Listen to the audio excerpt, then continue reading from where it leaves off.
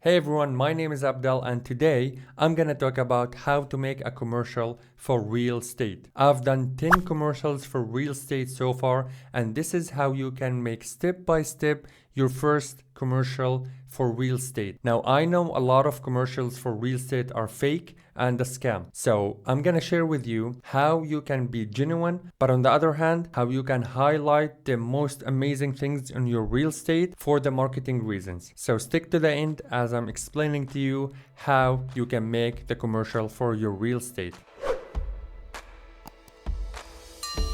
So hello again everyone, my name is Abdel and on this channel I'm sharing a lot of useful content about social media, marketing in general, data analytics. If you guys like the content and would like to support me, please consider subscribing to the channel and hit the notification button. You can also share what would you like to have content about in the comments below. I would love to make useful and high quality content for you. So let's talk deeply about today's topic, how you can make a genuine commercial for your real estate. If you guys working in marketing or if you're working in photography, this video is for you. I've myself done 10 commercials about real estate, all of which we shared zero lies. Everything was genuine. We only shared the facts, but on the other hand, we make it marketing friendly. I know that a lot of us are prejudiced against the scams and the fake and the lies that on the commercials about real estate. But let me tell you something, after I done 10 commercials myself, these are the things that I've learned. I hope it's gonna be useful for you. Without further delay, let's jump to number one.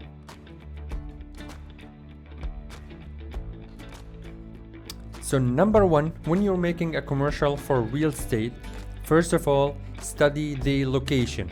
You need to understand everything around the project or the apartment or the building that you're selling in. You need to know not only the area or the region, you need to know the whole city. You need to answer a couple of questions. First of all, where is the property you're selling? Which region you are currently in? Which part of the city you are in? You also need to understand the geographic of the whole city.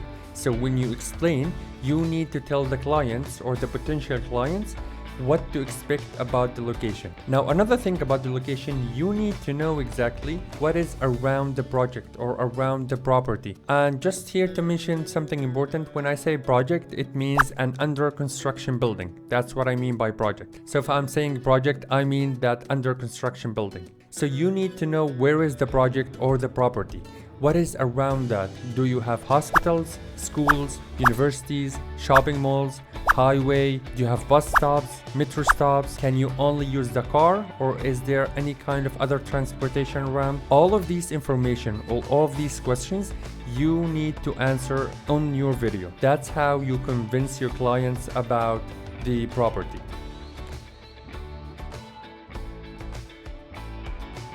Now number two, what you need to do is to prepare a script. I know that some people are spontaneously starts to explain as they're touring the property, but let me tell you something, it's really important. It makes a huge difference when you have script in your hand. Now you do not have, and let me repeat, you do not have to stick 100% with your script, but what you need to do is to have a script so at least you understand where is the flow going, which information is more important, which things that you need to highlight and which things that you need to mention very quickly. And this is very important. Also, having a script will help you to understand which parts of your speaking will be a voiceover and which part will be a live when you are speaking, because sometimes you need to add another footage, and having a script would help you a lot choosing between these two methods or these two ways of presenting the property.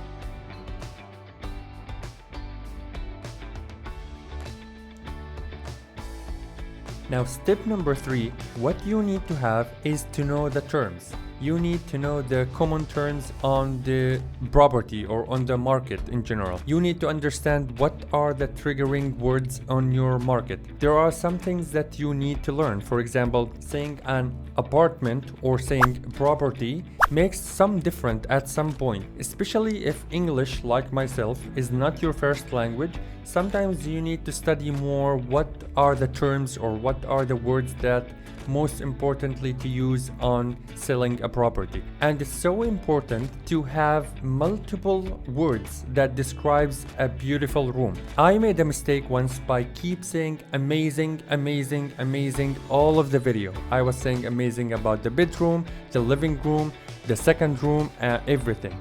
That was my mistake. But then the next time we went, the next day for shooting, I prepared a list of words I can use, like luxury, modern, and so on and so on. So I highly recommend you to prepare a list of words that you can use.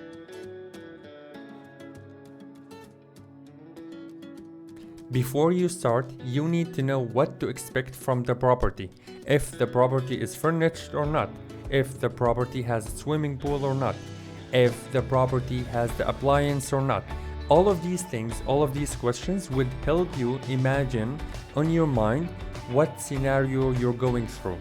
So when you are prepared for the swimming pool, so you would understand, you would arrange it in your mind what exactly to say and when to say it, especially if you're making it as a one long shot. Now in my case, the cameraman was stopping and then taking another shots and then coming back to me, so it was a little bit easier to rearrange sentences in my mind before I actually say it all.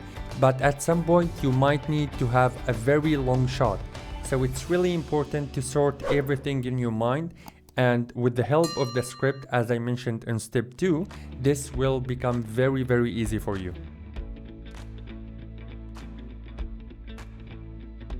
Now step number 5, or maybe number 6 now, have a good communication with the cameraman. If you don't feel comfortable with a position, or if you don't feel comfortable walking at a certain point, just communicate that to the cameraman or the team around you. It is very okay, it's totally fine. You don't have to follow step by step exactly what the cameraman is expecting you to do. Sometimes maybe the shot is too long and you can't do it at one shot. So you need to share that you need a break. So the cameraman would probably try to have some footage in the middle or to do some voiceover, so that would make it easier for you. Regardless, if you don't feel comfortable at any situation, you can always share that, because the goal here is to have a very high end of a video. If you cannot do that, the video will probably be useless. Our clients are expecting us to have a professional video. So if at some point you feel that this is not the thing that you should say, or you don't feel like saying it, it's totally fine. Communicate that and discussing with the team with you.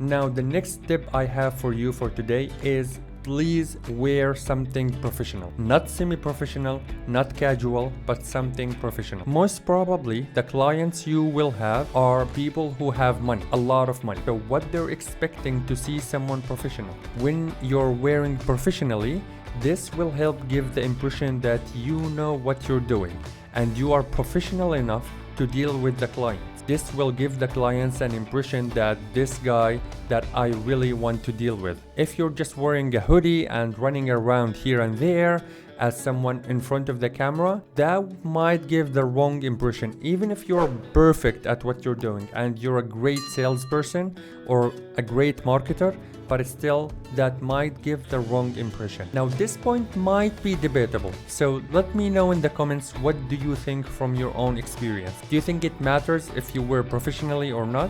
Let me know in the comments below. Now last but not least, if you are in a sample apartments, especially if you have an under construction project, the people in the sales office, what you need, what logistics you need. It is totally fine to ask them to bring you something or to take something off the property. That is totally fine. The most important part is to have a high quality video. So do whatever it takes to come up with a high quality video that will stand out among all of the competitors. Let me share with you something really important. If you said something and then you felt that this might be better, it's okay to ask the cameraman or the team with you to repeat the shot. It is totally fine, even if it's gonna cost you a little bit more. But if you believe that you can do better the next time, just do it. Trust me, it's worth the try. I've done some great shots, but then I thought in my mind that I can do better.